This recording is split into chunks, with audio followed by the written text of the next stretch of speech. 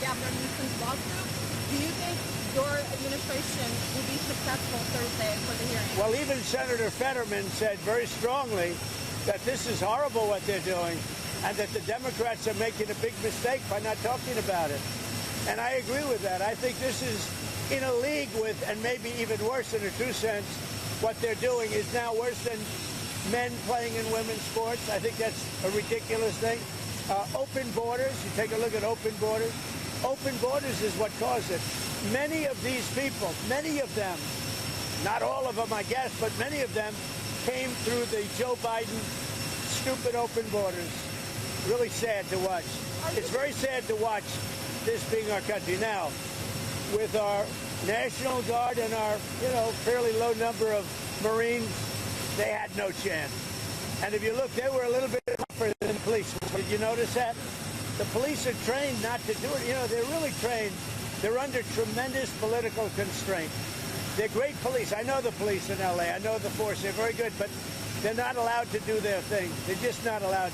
They're restricted by radical left politicians who are pretty shameful. President Donald Trump has cited Democratic Senator John Fetterman's strong condemnation of recent violent protests in Los Angeles to justify the deployment of federal troops to the city.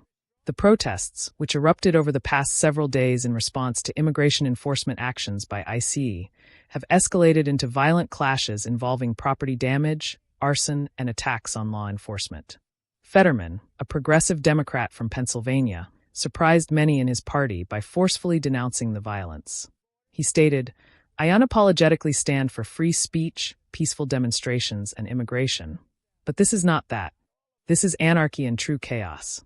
His comments have drawn praise from conservative media and provided a rare moment of bipartisan agreement with Trump, who has faced widespread criticism for deploying National Guard units and Marines to Los Angeles.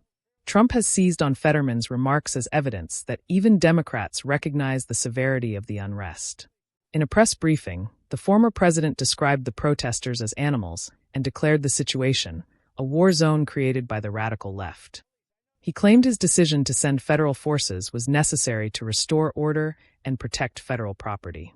California Governor Gavin Newsom and Los Angeles Mayor Karen Bass have pushed back fiercely, calling the federal intervention unconstitutional. The state has filed lawsuits to block the use of federal troops, arguing that the National Guard should remain under state control. Meanwhile, local curfews have been imposed, and legal action is being considered by California's Attorney General. More than 200 arrests have been made since June 7th as demonstrators and law enforcement continue to clash. Protesters have used Molotov cocktails and vandalized government buildings, while federal forces have responded with tear gas and rubber bullets. Scenes of heavily armed soldiers patrolling Los Angeles streets have sparked national debate. In Washington, the fallout has deepened partisan divides. While some Republicans, like Senators Tom Cotton and Rand Paul, have praised the show of force, Democrats have largely criticized the militarized response. Senate Majority Leader Chuck Schumer condemned the violence, but argued that Trump's tactics are escalating tensions rather than easing them. Fetterman's comments have exposed a growing rift within the Democratic Party, between progressive activists who view protest as essential and moderates who warn that violent unrest undermines the movement's credibility.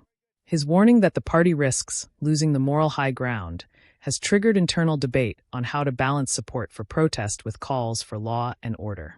As legal battles unfold and the military presence continues, Los Angeles has become a flashpoint in the national struggle over protest, policing, and the limits of federal authority.